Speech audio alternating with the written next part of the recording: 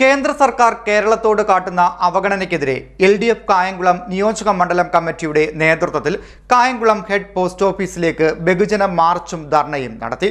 CPM സംസ്ഥാന control commission chairman advocate KH Babujan ഉദ്ഘാടനം ചെയ്തു. കേന്ദ്ര സർക്കാർ കേരളത്തോട് കാട്ടുന്ന അവഗണനയിൽ പ്രതിഷേധിച്ച് LDF കായംകുളം നിയോജക മണ്ഡലം കമ്മിറ്റിയുടെ നേതൃത്വത്തിൽ കായംകുളം ഹെഡ് പോസ്റ്റ് ഓഫീസിലേക്ക് മാർച്ചും ധർണയും നടത്തി. CPM സംസ്ഥാന control commission chairman advocate KH Babujan ഉദ്ഘാടനം നിർവഹിച്ചു. കേന്ദ്ര ഗവൺമെന്റ് അവതരിപ്പിച്ച ബഡ്ജറ്റിൽ കേരളമെന്ന സ്ഥലനാമം ആ ബഡ്ജറ്റിൽ പരാമർശിക്കുന്നതേ ഇല്ല എന്നത് ഏറെ ഗൗരവതരമായിട്ടുള്ള ഒരു പ്രശ്നമാണ്.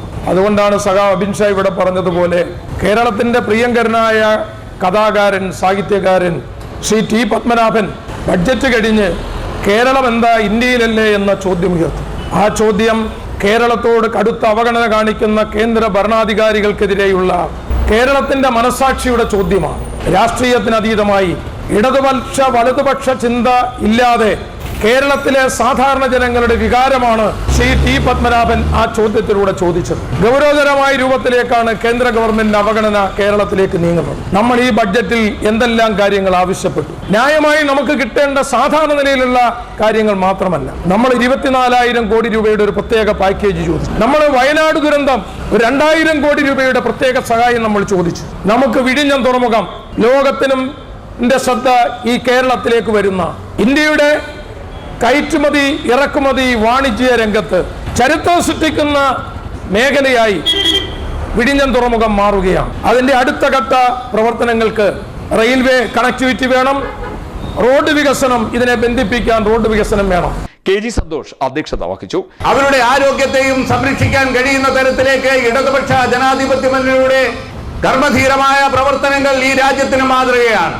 എന്നാൽ ദുരന്തങ്ങളിൽ പെടുമ്പോൾ ആ ദുരന്തങ്ങളിൽ പെടുന്ന സംസ്ഥാനങ്ങളെ സഹായിക്കുവാൻ കേന്ദ്രം തയ്യാറാകാതെ പോകുന്നു എന്നുള്ളത് വളരെ ഖേദകരമാണ്, പ്രതിഷേധാർഹമാണ്.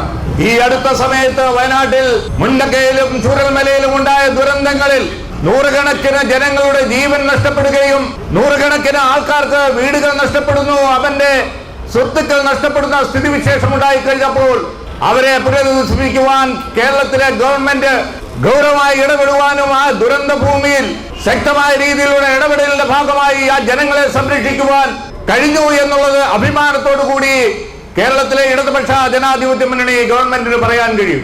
കേരളത്തിലെ ജനങ്ങളെ സംരക്ഷിക്കാൻ ഇടതുപക്ഷ ജനാധിപത്യ മുന്നണിയുടെ അഭിമാനകരമായ പ്രവർത്തനങ്ങളുടെ ഫലമാണ് ഈ രണ്ടാം ഇടതുപക്ഷ ജനാധിപത്യ മുന്നണി ഗവൺമെന്റ്.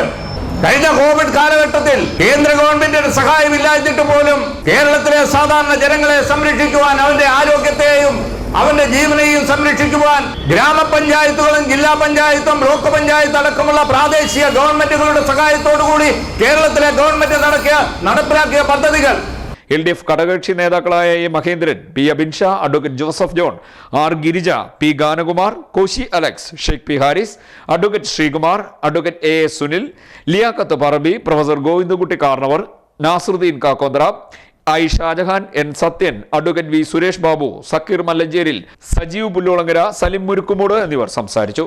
CDNet news, Kayamkulam.